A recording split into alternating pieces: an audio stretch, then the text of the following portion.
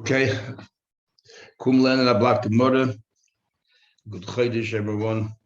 Daf Lamed Zayin Amid Aleph. We're going through different shavusim, different things that we cannot do on Yom Tov, nor can you do them on Shabbos. We went through three different categories. We went through those which are merely shavusim, can't ride a horse, can't swim, and then or dancing, and then we talked about reshus, which means it's a mitzvah, but it's like Rashi says, it's a small mitzvah, not a big mitzvah. It's not so much mandatory, like judging or getting a woman engaged or taking care of your sister-in-law. Her husband died, and why none of them are really considered mitzvahs? Because there's always someone like the bezdin, somebody superior to you. For getting married, you already have a wife and children. And chalitza yibum because an older brother involved. Nor do we, and then the mitzvahs, for example, consecrating things on Yom Tov, we don't want you to do because it appears to be like mekach memcha, buying and selling. It's a transaction. And the problem with buying and selling is you might end up writing documents, or as Rashi brought another pasuk, it says in Tanakh, that your behavior on Shabbos and your things that you do and the speaking should be different than the rest of the week. So we're up to the Gemara, loy magbiyin trumas and mises, 5 lines to the top. Nor on Yom Tov can you go ahead and separate truma and mise because you're fixing it up.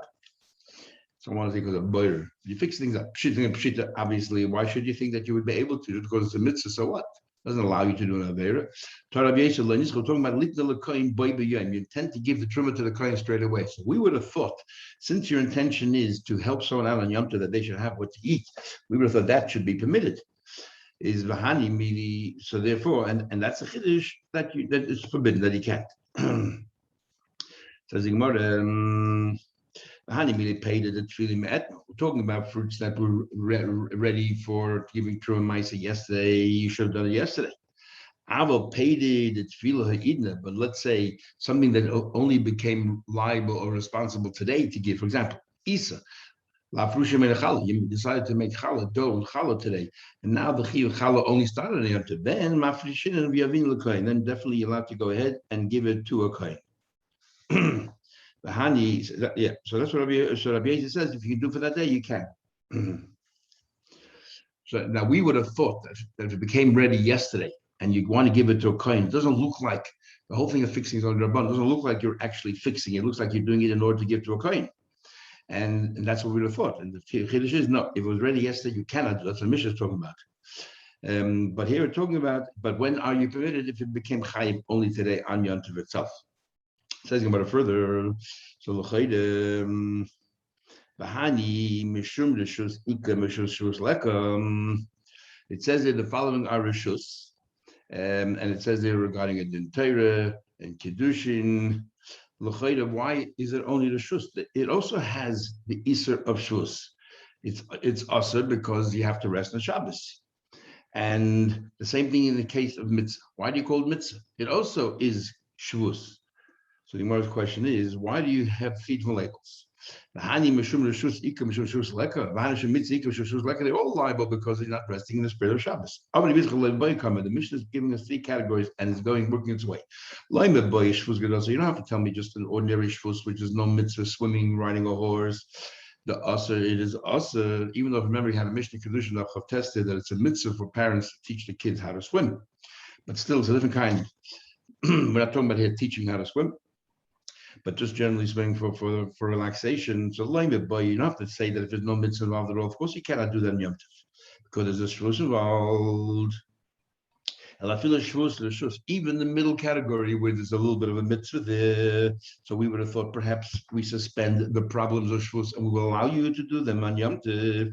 It's also asanamios. And we'll the shvus, so I feel the mitzvah namios. And furthermore, even a mitzvah, mamish a mitzvah, like making something hektish, you would have thought definitely you're allowed to do that on Yom Tov. Nevertheless, you're not allowed to do goyz shvus in that as well. Says further, the Mishnah concludes, we said there's no difference between Yom Tov and Shabbos, only eating. The only thing Yom Tov Shabbos is oichel nefesh b'vad. Says I understand. We just learned the first Mishnah of this parak. It says that on Yom Tov you're allowed to drop the fruits. It's about to rain. You're allowed to, through the skylight, you're allowed to drop all the fruits down through the skylight, and not on Shabbos. So right there you have a difference in Shabbos and Yom Tov, which is not directly related to oichel nefesh. So the mean ask a question. It says in the Mishnah, Mashilin paid as aruba b'yamtiv. You're allowed to lower fruits through the skylight on yamtiv, but on Shabbos not allowed to. So there are distinctions. I've learned Shabbos. Rabbi Yisrael comes along and says, no, I can tell you that this Mishnah here and the previous Mishnah are two different Tanaim, and therefore they're arguing. Now, what are these two? One Tana says that there are other leniencies in Yom Tov that you don't have on Shabbos, and this Tana, this Mishnah holds there is no difference in Yom Tov and Shabbos except Eichel Nefesh. Who are these two Tanaim? Like Kasha Harab, Lezer Harab Yeshua. And what is that? No, we're going to prove that there's a Tana hold that even though you're about to incur a monetary loss on Yom Tov, we're not going to be lax. We're not going to suspend any of the laws. And that's this Mishnah here. But the first Mishnah holds up if there's a monetary loss involved, we are going to suspend some of the laws. That's the first Mishnah that we allow you to drop, to lower the fruits. What's the story? Time we learned. As Benoy, you have two animals that fell into a pit. Says Benoy, a mother and his baby calf. Now you learned before, or you now remember the muktzah and everything else, but it's a tir to take it out. But if you're doing it to shech, then you're allowed to. But you're not allowed to shech both animals because you're not allowed to shech oisav as Benoy on the same day. And what do we see there? Rabbi Lezer says, you bring up one animal to shech, you shech, that's permitted. Of the hasheni, you cannot bring up a second animal. What you do is you bring food down there till the end of Yom Tov. You don't want to die there. But we're not going to, just because you might have a monetary loss, we are not going to suspend any of the laws. We're not going to allow you to take the animal out. So we see that, and that's this Mishnah right here. That there's no difference between Shabbos and Yom Tov, only regarding Eichel Nefesh, even though there's a monetary loss. Now Bishua says we'll make a trick. First you say, oh, I want to take this animal out, I want to shaft it. And then Ve'ena Shoy to say, no, let me think, maybe the other animal is better. The Chazor, the Mari, Malasheni. And then you bring the second one, and then you say, you know what, let me look at it again. Then it's optional which one you want to shecht. So we're very relaxed here when it comes to monetary loss. We allow you to bring up the other animal. That's what it says here. So therefore, and that Tana, Bishua is our first mission that says it will allow you to take the fruits and load them through the skylight in order to save you from a monetary loss. Again, Abaye won't let Rabbi Yisrael get away with it. Abaye says to him, who told you you could draw parallels between the two? There's a giant gulf between the two. Dilma, I can go argue both ways. I can't let come at Abelaz. You know why Abelaz is strict and says leave the other animal in the pit and feed it, don't take it out. The Efshir Panasa, you have an option. Leave the animal there, feed it, and probably all probability it's going to remain alive. Abel here, it's starting to rain. The fruits are sitting on top of the roof. There's nothing you can do. There's no other option. If you don't take it out and drop it through the skylight, you're going to lose it. Maybe Abelaz is made, and in this case, it's inevitable the monetary loss. Okay, lower it through the skylight. The animals, it's not inevitable. There's relaxed when it comes to the case of the animals, the efshlarumi. We have this trick, and this trick is very good because each animal you say maybe I want to take this one and shaft it. So therefore, we have a way of circumnavigating the problem. But over here in our case, there's no tricks here. You're taking the fruits and dropping it. Maybe the Bishul will say you're not allowed to, even though it's a monetary loss. But there's no chachma here that you can make it appear as if you're not doing anything wrong.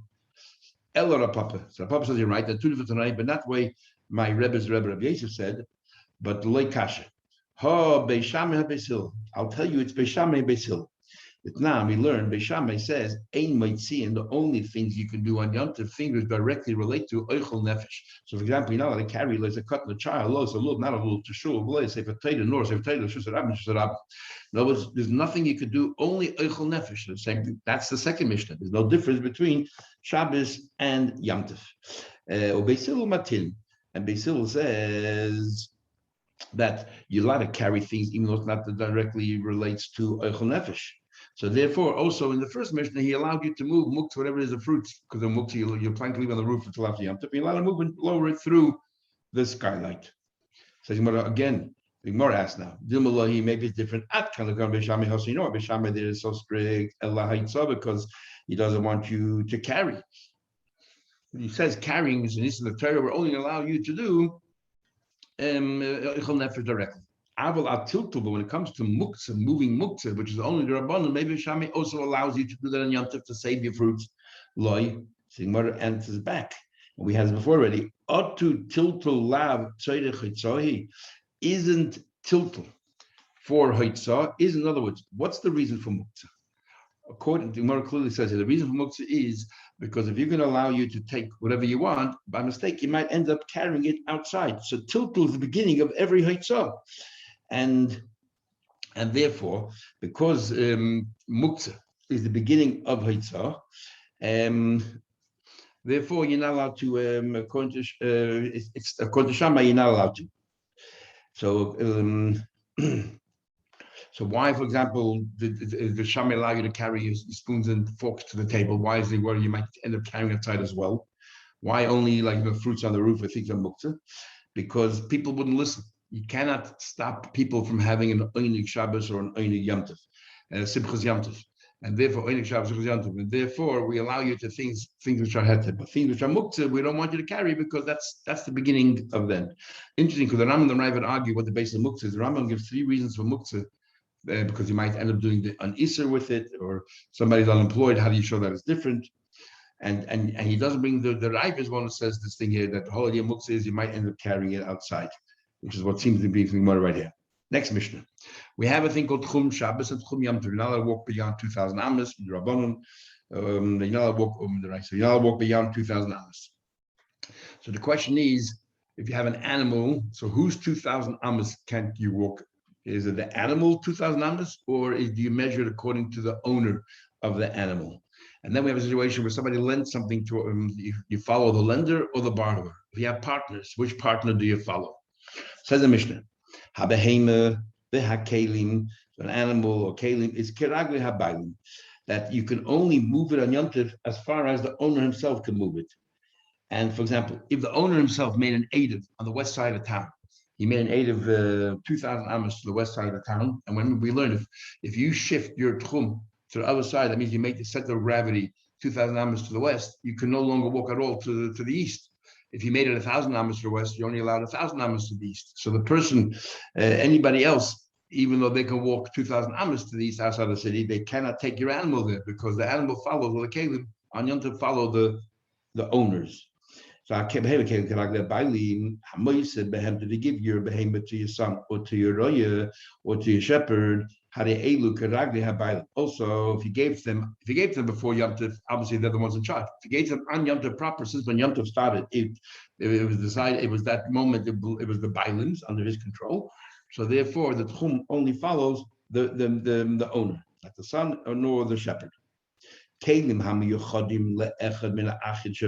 say somebody died and has a Yerusha, and one of the Kalim was designated to this brother, but it wasn't divided yet. Otherwise, it's no longer Mechadim and belongs to the brother.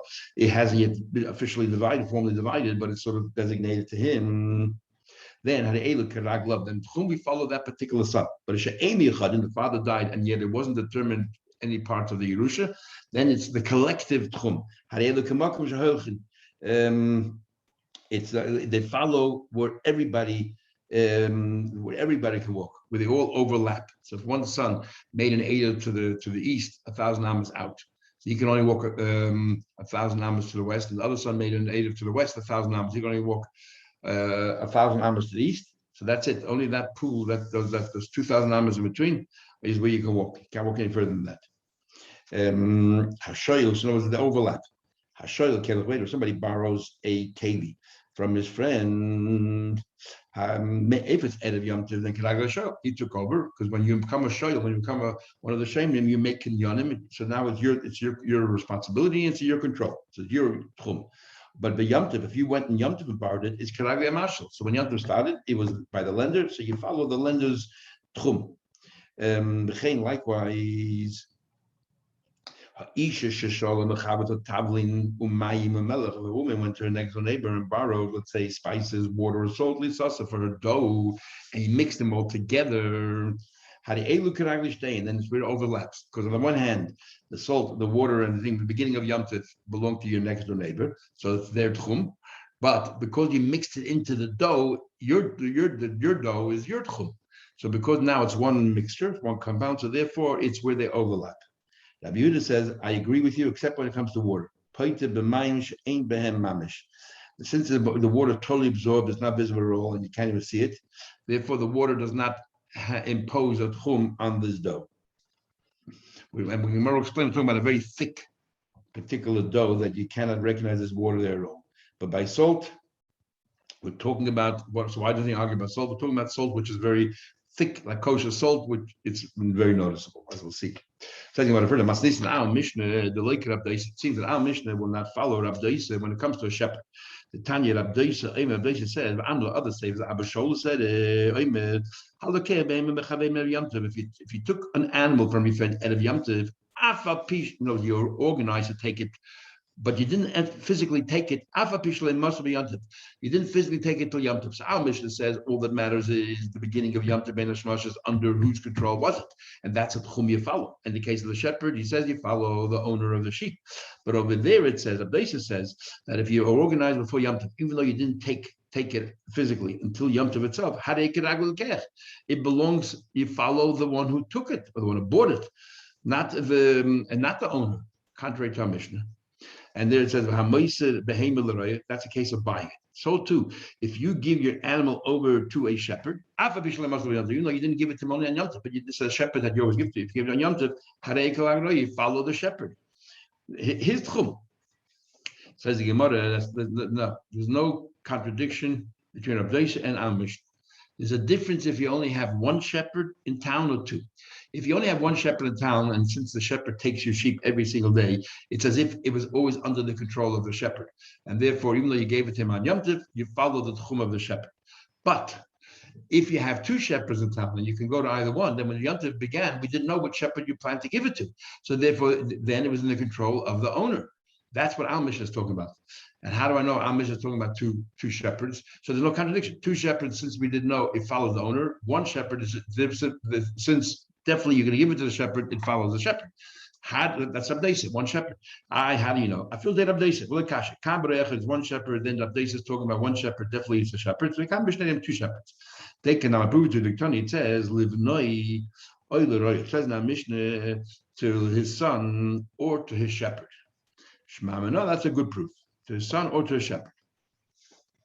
So that in other words, there are like in other words, he has an option to give it to the shepherd or give it to the son. So we see that because there are two, that is why Al Mishnah says, well, it was in your control at the beginning of Shabbos, the owner of the sheep, and that's who's tchum you follow. Shmamna, good proof. There's no contradiction. Amar Rabbi Chanan, following this line of reasoning, but Rabbi Chanan halacha k'Rabdeis. As if Rabbi is arguing with our Mishnah that we say it's a shepherd's chum. So Rabbi say that Rabbi halacha kistam Mishnah, halacha kistam Mishnah. But now we learned habehema. We learned a behema and kalim keragle habehema. It says in that Bailim. It says so bring from our Mishnah a proof that how could Rabbi rule like Rabbi Yechon gave a general rule. Whenever there's a stam Mishnah, an anonymous Mishnah, that's the halacha. Our anonymous Mishnah says that if you give it to a shepherd, you follow the tchum of the owner. So how can we, Rabbi Yechon rule the halacha like Rabbi Yechon, they follow the tchum of the shepherd? Says Gemara, didn't we say, didn't we establish kan beroya echad kan b'shnei roim? Rabbi Yechon talking about a situation, you only have one shepherd, then you follow the shepherd. Am is talking about the two shepherds, therefore you follow the two. You follow the, what do you call it? You follow the owner, because the two shepherds beginning of Yom Tov, we don't know which one it is. Sorry? Oh. Tell them what we learned. So we learn. What about Shnayim? We're going to talk now about partnerships. Whose tchum do you follow? So here you have an interesting arrangement. Shnayim, we had in Gemara, in fact, there's some Amoraim that were so poor, Tanaim were so poor that they used to share with their wife their coat, and this person to walk out, this person to walk out. We have this arrangement. Two people borrowed a shirt, before Yom Tov, and that during Yom Tov they're both going to use it. And the arrangement was this guy will go in the morning to shul with it, and this guy is going to go to a party with the same coat in the afternoon. So they're both going to use it on Shabbos, on Yom Tov. So what happened? And we're talking about, remember those days the shuls used to be outside of town, so the Beis HaMedrash was outside of town, and the Beis HaMishnah, the catering hall, was also outside of town. So what they did was, so this guy made an aid of tchumen on the north side of town because he wanted to go on the north side beyond the tchum of the town. So he made an aid of somewhere out there.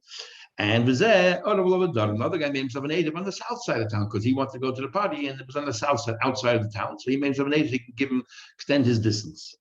So the Gemara said they ruined it for each other. The guy who made himself able to north can't just walk wherever he wants. Let's say that each one of them made an aid. They took a food and they placed it 1,000 amos beyond the realms of the city, beyond the perimeter of the city, to extend another 2,000 amos beyond that point. So he can only walk 1,000 amos to the other side, and vice versa. The other side made it 1,000 amos. He can walk 1,000 amos on the right side. So therefore, it's the only way they overlap. They can walk. Each one is limited and hampered by the other person. And if let's say they actually placed the food 2,000 amos, one guy put it 2,000 amos to the north, and one guy put it 2,000 amos to the south. That means each person couldn't walk one step in the other direction. Then they have to leave the article right where it is. They can't move it at all. Now we learned. What happened? Two people bought a barrel together in partnership, and or an animal they bought themselves out of Yamtiv to divide on Yamtiv, right? Divide this barrel or to divide the animal. His Rav says chavis muteres. Each one can divide the water, and each one can bring it and carry it to wherever they want to carry it, because it was very organized before Yom Tov that they're partners. So each one ended up, we're going to believe in the rule of Yesh Breger. We're going to say that the wine that you ended up with all along, that was your wine. And the wine that he ended up with all along was that person's wine. And therefore, we'll say Yesh Breger, and therefore each person can carry the wine according to their tchum. But the behemoth is usher. You can only they take the behemoth to where both tchumen overlap. Now, why should a behemoth be different? The Gemara is puzzled, and we'll soon see. Shmuel says, Shmuel says, I say they're both forbidden. Why? Because I don't believe in Brera, and therefore it could be I'm taking wine home that really belonged to my partner. So therefore I'm bound by his tchum. So Gemara said, Mike's over the Rab is difficult to understand. If he believes in the concept of Yesh Brera, then I feel behemoth. Then why isn't the animal permitted as well? I ended up with my section of the animal, you ended up with your section of the animal. The Ikasov holds aim Brera, and that's why you cannot divide the animal, because maybe I'll walk home with your section of the animal. Then I feel the barrel shows me what's the difference. Says he holds his Brera, and that's why the wine that I have is my wine, and the wine you have is your wine. But the Shanya Behema is different. It was alive last night.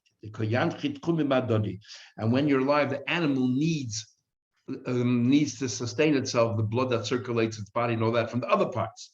So because the animal then, everything is mixing around, so therefore there's no grade over here, because every part of the animal needs the other part of the animal, and they all need it to live off each other. So there's nothing you can be bited. You can't say this is my section, because last night you needed the other person's thing as well. So it's all mixed together. And therefore, you cannot, the only place you can walk on Yom Tov is where the Tchumim overlap. Says the Gemara, Rasa said, if you're saying that they all live from each other, so what are you're worried about? A Yisr of Tchumim. What about Lisa Muktzah? You're not worried about Muktzah?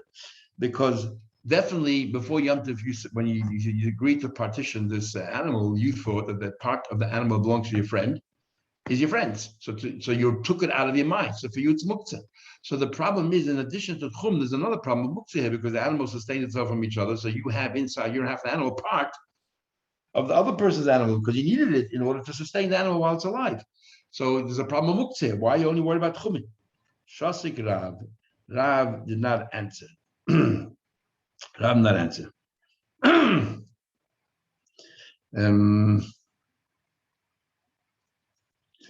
And it's a bit difficult to understand what the problem here is, because since they knew that this is going to happen, it's as if each one said, whatever parts of mine are in your section, you can keep, don't worry about it.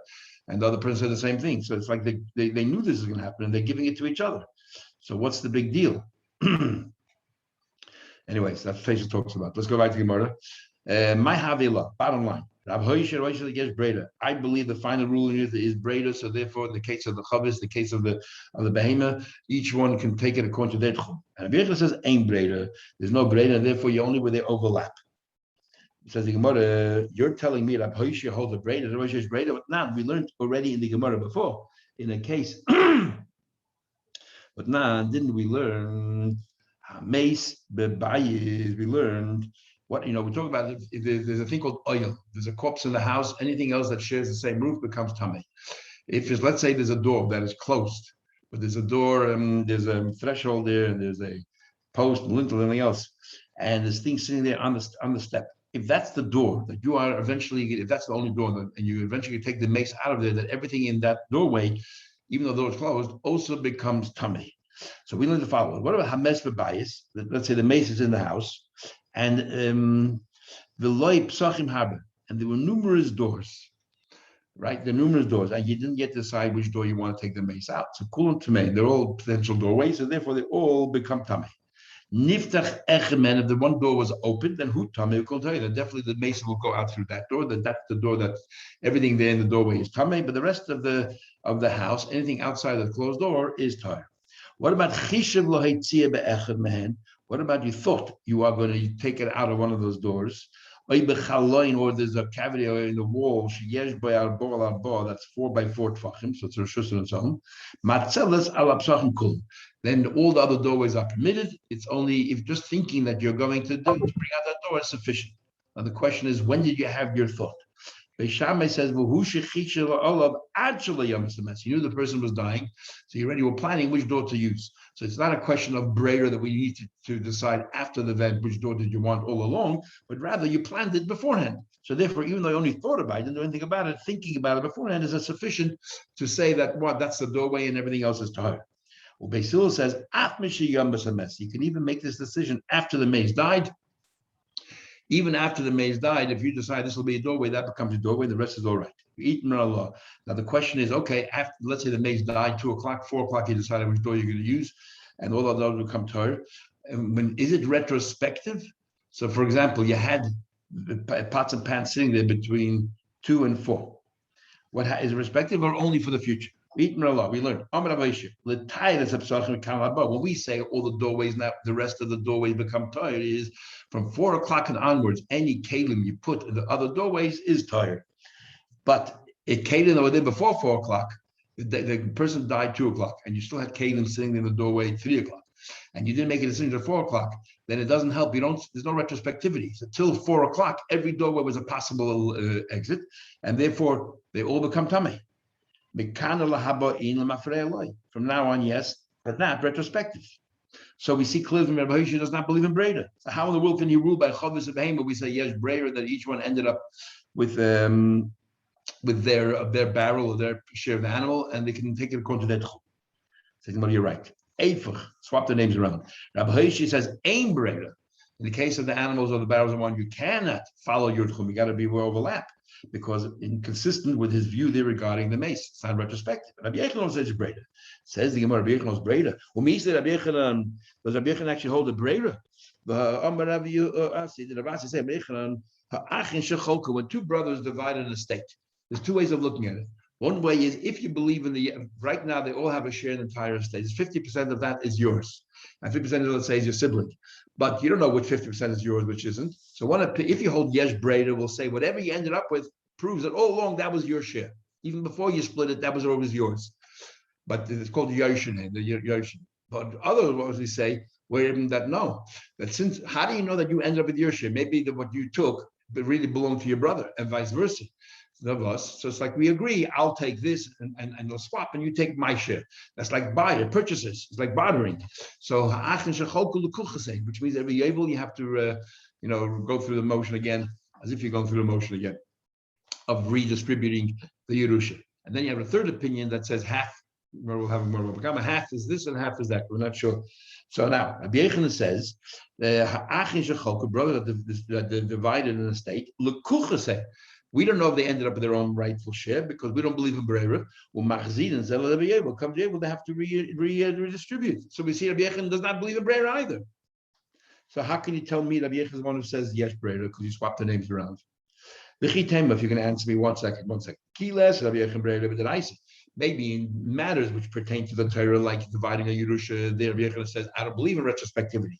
Here we're talking about Tchum. Tchum is only midrabanan. Isla, he'll agree. Look, it's only midrabanan. I'll say, you know what? I'll say Rabbanan. I will agree that there is. I'll say this Brera. I argue about and I'll say that there is Brera, and therefore That's why the animals or the wine will follow each person's tchum. Says the Gemara, who said Uber the Rabbanim means that you think Rabbi Yechon holds that the Rabbanim is greater, but time looking more Erevin. Ayoy. Tani Ayoy said, Rabbi Yehuda says, Ein Adam Masna Shrei Dorin Ke'echad. Rabbi Yehuda says that we're talking about over here that a Chacham is coming to town. We're not sure of the east or from the west, and you want to go here. There's Chacham.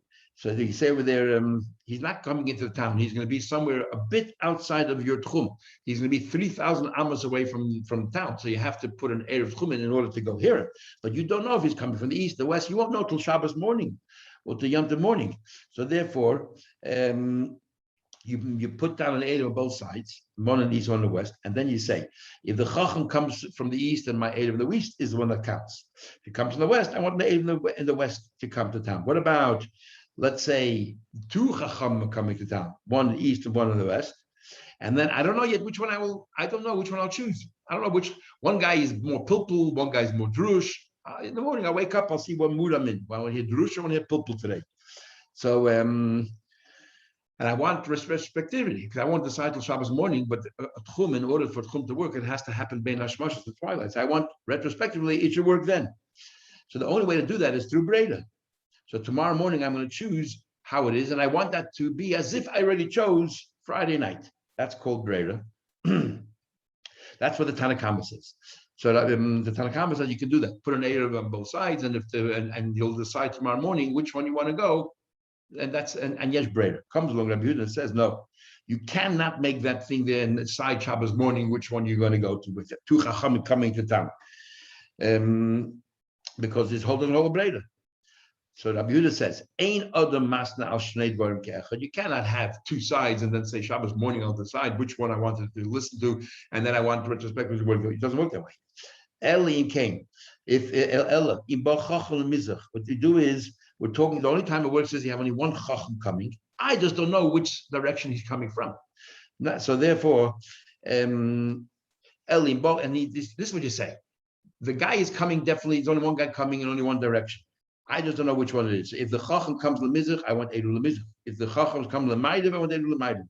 But the evil lekan, I definitely don't believe in Breda to say that a two chacham are coming, and I have no idea Friday night what I want to listen to, who I want to listen to. I'll decide Shabbos morning, and then I want it to be retrospective. That doesn't work.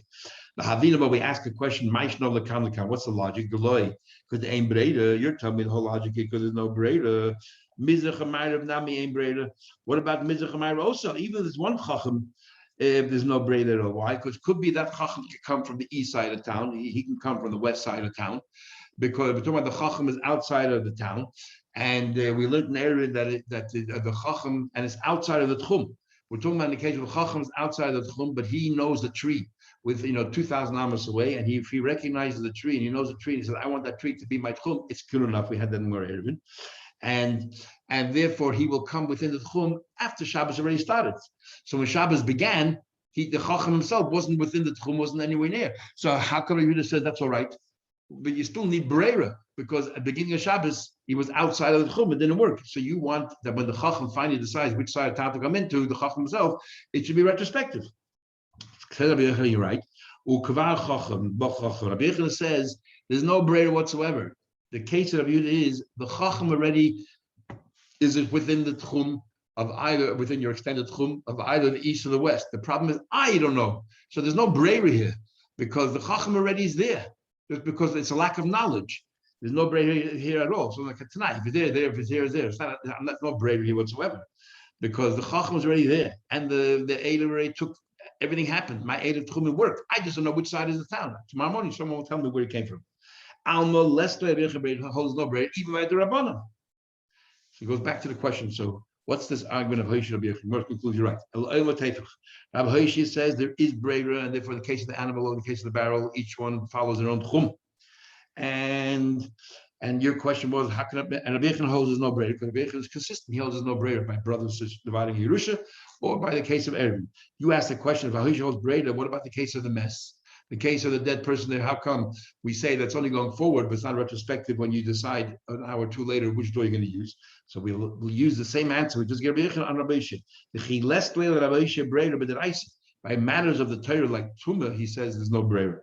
It's not retrospective. Abba b'derabbanan islay. And but when it comes to matters of the Rabbanan, definitely there is brera, and that's the case of the barrel, the case of the Dorish Mazutra, halacha k'Rabbeishia. Mazutra Darshan, the halacha is like Rabbeishia, that by Mahatayra ain't brera, but with the Rabbanan, yes brera. Okay, we'll stop here. We'll continue tomorrow morning back to the normal time.